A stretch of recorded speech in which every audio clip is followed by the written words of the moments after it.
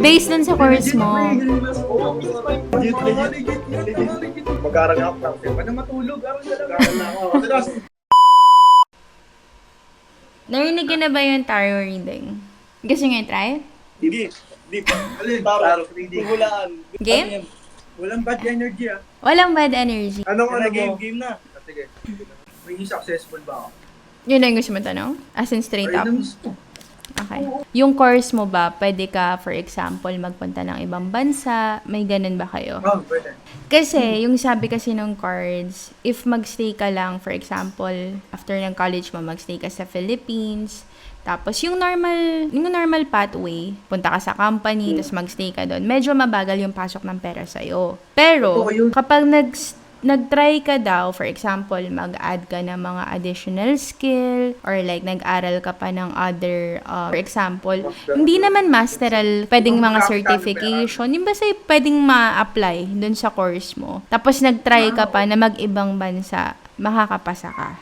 Nasa ganong level. Yun yung sabi ng cards. Both naman success. Pero if yung ini-aim mo is gusto mo mas mabilis, madami agad pera mo, ibang bansa. So, yan. Ayun talaga yung ano namin. Ikaw naman. Same na sa akin yan. Okay, sige. Kung magiging successful ka, yun lang. Yung sa'yo kasi, Kyle, sure na sure ako na magiging successful ka. Yung mini-mean ko doon, for example, makakapasa ba ako ng boards? Oo. Tapos, if yung question mo pa is, makakabili ba ako ng sarili kong bahay, someday, kotse? Parang lahat makukuha mo yan. Pero, yung magiging problema kasi is ikaw mismo. Parang wala ka masyadong tiwala sa sarili mo. So, if dadating yung... If dadating kasi yung time na, for example lang, meron kang company ngayon, tapos sabihin sa'yo ng company mo, alam mo, mas maganda if mag-additional ka ng ganito. Parang, hindi, okay na po ako dito. Para magiging kampante ka kung nasan ka ngayon. So, Hindi ako lumalabas sa safe zone mo.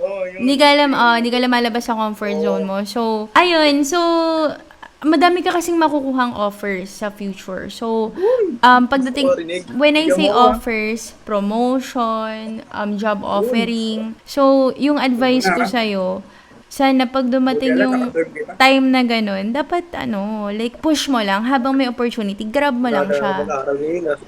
Mag-aaral nga ako lang. Pwede matulog. Aral na ako. Pwede naman. Sana wag negative par. Bakit ka tayo? Hindi gusto ko umani.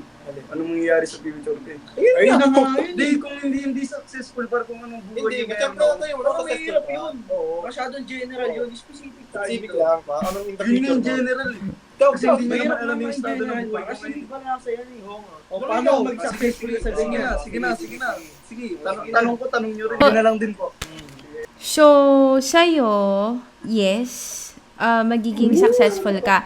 Kasi sa kanya, yung pathway mo naman, pwede ka mag-create. So, for example, pwede ka parang business-minded to eh. pwede ka makabuild ng sarili mong business based dun sa course mo.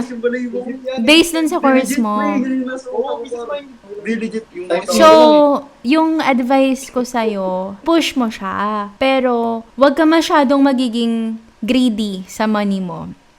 Kasi, dadating talaga sa point na magiging successful yung, kung ano man yung start mo sa future, na business pa yan, company, magiging okay talaga, madami kayong clients, ganyan. Pero, dadating sa point na sunod-sunod yung pera na papasok, tapos magiging kampante ka. Tapos gagawin mo, sige, dami ko naman pera, bili na lang ang kotse, bili akong ganyan.